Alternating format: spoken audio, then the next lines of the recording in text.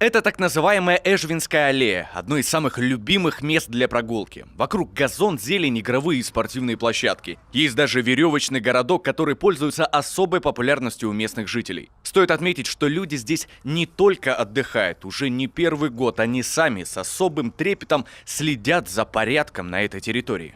По весне мы всегда 2 раза делаем субботники, выходим всей Эжвой. Сначала после зимы все убираем, потом обязательно прореживаем лес. Посмотрите, он проглядывается, чтобы спокойно могли жители идти. 86 тысяч квадратных метров. Такая площадь у возможного парка. Территория не маленькая, и идей по строительству требуется также немало, хотя некоторые наработки уже есть. Одна из идей, допустим, оборудование озера или пруда, то есть с беговыми дорожками, со скамейками для, как говорится, по кругу, чтобы могли люди отдыхать возле этого озера.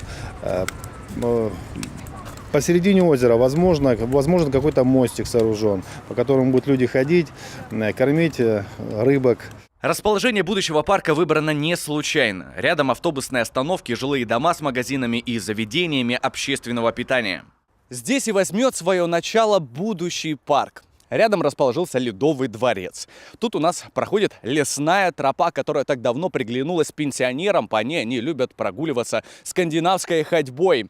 По эту и эту сторону располагаются всевозможные игровые, спортивные, детские площадки. Ну а здесь, на точке пересечения, неравнодушные предприниматели установили так называемую полосу препятствий. Однако, судя по пустым бутылкам от алкоголя и разбросанному вокруг мусору, полюбилось это место скорее не спортсменам, а несознательным гражданам. Однако, как нас заверили, это ненадолго.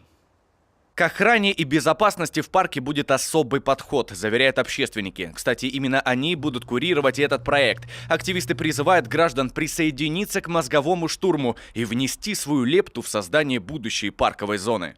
Планируем представить свои идеи по благоустройству парка.